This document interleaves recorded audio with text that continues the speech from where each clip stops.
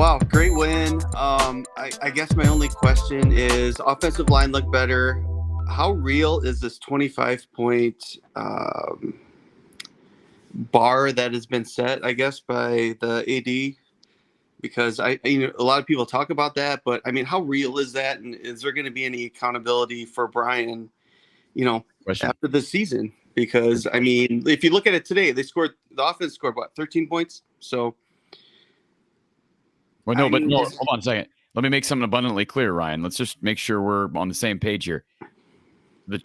Brian gets to count the pick six. He does. That is a fact. He gets to count the pick six. So, yeah, is that right? No, it's not right. It's ludicrous. No, it's stupid. No. It's dumb. It's insane. Yeah, and there was a couple possessions where I was like, dude, they're like 3 and out, and it was like, what are they doing? Where they shut down. It's a trend that I don't want to see obviously continue, where they like do well for a couple possessions and then boom, 2 or 3 possessions where it's like they've got no juice at all. So I don't know. I feel like when you start getting into Big Ten play that you can't go 3 or 4 possessions where you don't do anything at all with the ball on offense. It's just not going to work. I know we have great defense, but I don't know. I think that's fair. I mean, I'll say this, and this is just me being objective. I want to see this offense produce more, and to produce more. This offense with this scheme, they've got to run the ball better. I think personnel-wise, Kirk has been. I'll be anxious to hear when Tom Kakert joins us here in a little bit, what he has to say, because Kirk up until this point has been so bullish on this line being better. He just has said over and over again he thinks they're going to be so much better. So far, the results in the run game have not shown that at all.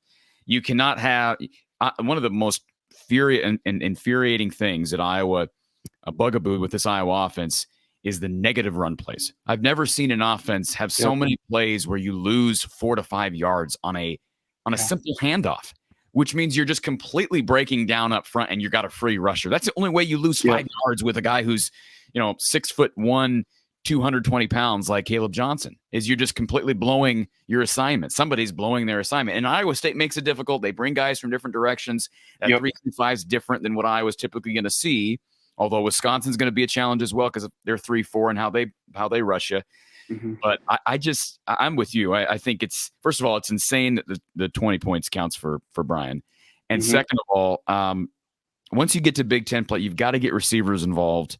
And it may be a situation, Ryan, where, hey, let's be honest, the strength of this team right now is probably quarterback play, even though Cade threw for 123 yards and is dinged up.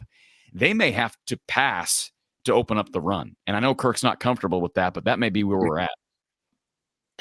Yeah, I agree.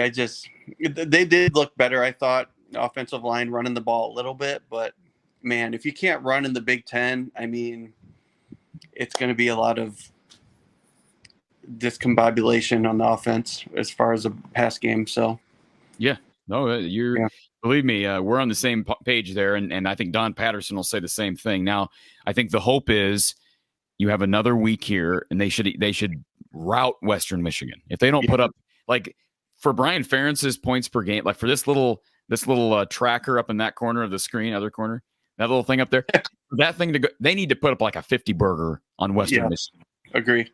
And honestly, they probably should. Western, like I say, they are terrible. Did you see what they did today against Syracuse? Yeah, they got blown out, I think. They got the pants pulled down. Let me look at the final score. Final score was Syracuse 48, Western Michigan 7. Yep. And Syracuse I don't know anything about Syracuse. They beat Colgate a week ago. That's an average program at best.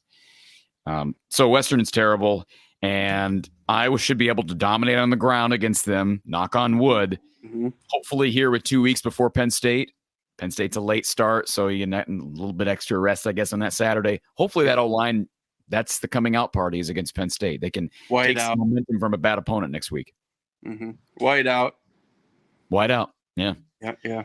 Okay, so I'm going to ask you for a quick prediction, and then I'll let you go. Do you think that our man, Brian Ferentz, do you predict in your Corey crystal ball here that he's going to get to his 25 points a game or not? That's a great question. I'd have to say no at this point. But here's the thing. we'll see what happens next week, because that is going to be such a huge game for that. And isn't that pathetic? Isn't that pathetic? Well, it is. We have to. Can I just say too? Oh, go ahead, Corey. No, it's just pathetic that we have to that anybody has to look at a game against Western Michigan as a major game on the schedule, because for the OC it is. I mean, I hate to think they're going to run up the score, but listen, if they score 20 against Western, you think they're going to hit that 25-point mark for the season? No way. No way. I don't either. Because they're going to go into Penn State and they're not going to pull their weight there. I mean, it's just it's frustrating to me, but also I'll share one last thing with you, which is just the exchange today, which is Iowa State goes down, they score that late touchdown, right? So now it's 2013, and I'm sitting with some buddies, and they're like, "Do you think they're going to onside kick?" And I said, "No way are they going to onside kick. They're going to kick it deep because they know that Iowa's going to run it 3 times right into the middle of the defensive line." And they kicked it deep, and what did Iowa do? They ran it 3 times. Yeah. Right up the middle. They didn't get it. They punt. And that's Kirk's whole thing. I think he feels perfectly comfortable throwing that defense, which is a great defense out on the field. But at the end, when we get that 4th down stop, the whole place is erupting. But in my mind, I'm thinking this game is unnecessarily close. That's just, I don't know. That's my call this week, buddy. I'll talk to you later. Thank you, Bronco. Yeah, I understand the frustration. Tony says, I hate the contract being public. Makes it so awkward for the team, everyone involved. I agree. But the media has to cover it. We have to talk about it, and I'm going to have some fun with it with this little tracker up here. They did it to themselves. The administration did it to themselves by putting it out there.